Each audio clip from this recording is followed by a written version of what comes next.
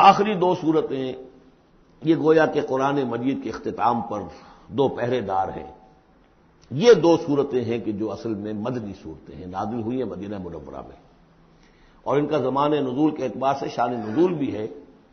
کہ ان کا حضور پر ایک مرتبہ جادو کیا گیا تھا، تو اس جادو کے اثرات کو ظاہر کرنے کے لیے یہ آیات پھر اتری ہیں،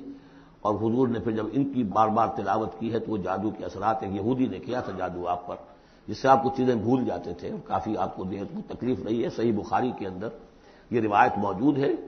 ہمارے جدید کچھ نیشنلسٹ ہیں اور جو خاص طور پر منکر حدیث ہیں، وہ سمجھتے ہیں کہ اس میں تو توہین ہے رسول کی کہ جادو کا اثر ہو سکتا ہے۔ رسول بھی اس اعتبار سے بشر ہوتے تھے، تلوار کا اگر کاری زخم پڑا ہے تو خون نکلا، اور خون نکل گیا تو زوفتاری ہوا ہے، زوفتاری ہوا تو بے ہوشی بھی ہوئی ہے۔ یعنی یہ جسم جو ہے ان کا، اس کے اعتبار سے جو بھی بخار آپ کو چڑھا ہے، بخار میں تکلیف ہوئی ہے، عالم نزع میں نہایت شدید تکلیف ہوئی ہے، تو اس حوالے سے یہ نہ سمجھیے کہ وہ بشریت کے جو لوازم ہے وہ ختم ہو جاتے ہیں، لیکن اللہ تعالیٰ کی طرف سے انہیں ایک مقام ملا ہے، ایک عصمت ملی ہے، ایک بزرگی ہے، وہ اپنی جگہ پر ہے۔ تو جادو کا وہ واقعہ بالکل صحیح ہے جو ہوا ہے، لیکن اس کے لیے اب یہ دو صورتیں ہیں، اور یہاں خاص طور پر نوٹ کر لیجئے کہ یہ معوذتین، یہ ایک صورت بھی ہو سکتی تھی، لیکن قرآن حکیم میں جو عام مزاج ہے کہ صورتیں جوڑوں جوڑوں کی شکل میں ہیں، تو دو حصوں میں تقسیم کر دیا، اور اس کی تقسیم کیا ہے؟ ایک وہ چیزیں ہیں جو انسان پر باہر سے حملہ آور ہوتی ہیں، اور ایک چیز وہ ہے جو انسان کے اپنے اندر سے حملہ آور ہوتی ہے۔ ان دونوں کو دو علیحدہ چیزوں میں رکھ کر اور سکھایا گیا ہمیں کہ تم ہمیشہ اللہ کی پناہ طلب کرتے رہا کرو ان چیزوں کے اثرات سے، ان چیزوں کے اثرات بد سے اپنے آپ کو بچانے کے لیے۔ بسم اللہ الرحمن الرحیم، قل اعوذ برب الفلق، کہو کہ میں پناہ میں آ گیا صبح کے رب کی۔ فلق، فلق ویسے تو یہ لفظ ہم پڑھ چکے ہیں سورہ انعام میں، فالق الاصباح، رات کی تاریکی کا پردہ پھٹتا ہے اور سپیدہ سحر نمودار ہوتا ہے، یا گٹھلی، فالق الحب والنوائے، تو وہ جو گٹھلی ہوتی ہے وہ بھی پھٹتی ہے تو اس میں سے دو پتیاں نکلتی ہیں تو درخت بنتا ہے۔ اس اعتبار سے فلق سے مراد یہاں صرف صبح نہیں ہے، بلکہ جو اگلی صورت میں آ رہا ما خلق، جو بھی کچھ اس کائنات میں اس نے پیدا کیا ہے در حقیقت وہ عدم کا پردہ چاک کر کے اس کو وجود بخشا ہے،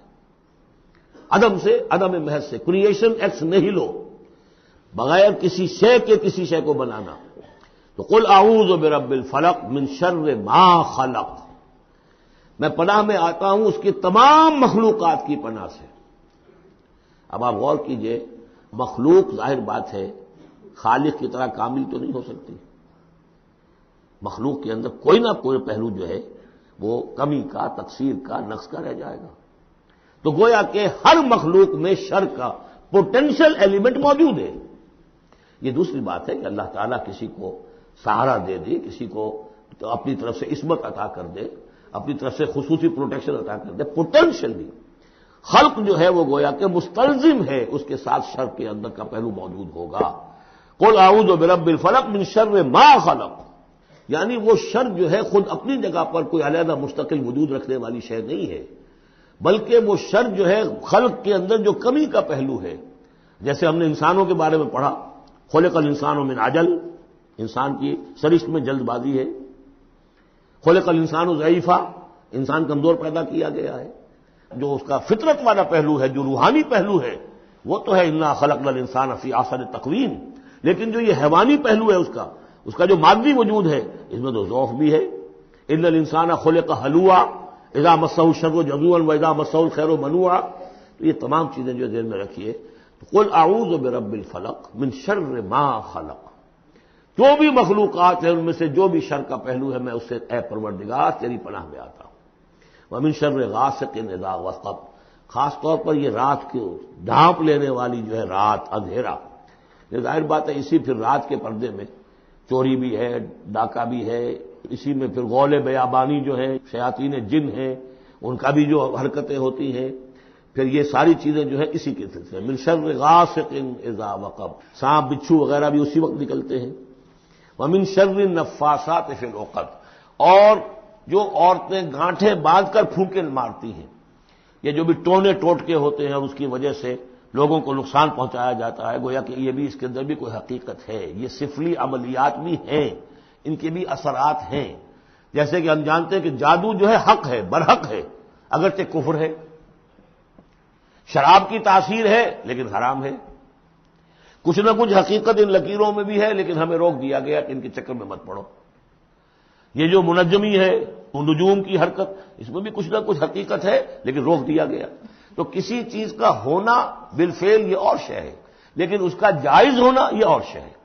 تو بالفعل یہ عملیات ہیں جو سے اچھے اعمال ہیں، اور ان کو جو ہے کوئی اچھے اوراد ہیں، اچھے وظائف ہیں، تو ان کے کچھ اثرات جو ہیں اچھے ہو سکتے ہیں. اسی طریقے سے اس قسم کی چیزوں میں جادو کے کلمات ہوتے ہیں، ان کی بھی تاثیر ہے. اور وہ جو عورتیں جو ہے وہ جادو کرتے ہوئے، جس کو ہم کہتے ہیں کہ وہ تعویذ گنڈا وغیرہ جو ہوتا ہے، پھر وہ اس میں پھونکے مارتی ہیں، تو اللہ تعالیٰ سے میں ان کے شر سے بھی پناہ چاہتا ہوں. وَمِن شَرِّ حَاسِدٍ إِذَا حَسَدَ، اور حسد کرنے والے کے شر سے بھی میں اللہ کی پناہ طلب کرتا ہوں، جبکہ وہ حسد اپنا استعمال کرے. اگر حسد ہے دل کے اندر ہے تو بات اور ہے، حسد کو بروئے کار لائے وہ، اور وہ انسان کے درپے ہو جائے اس حسد کی وجہ سے اس سے کوئی نقصان پہنچانے کو. اور اسی کتابیں ہے عین، العین حق، کہ اگر انسان اس حاسدانہ نگاہ سے کسی کو دیکھتا ہے اس کے بھی اثرات ہوتے ہیں،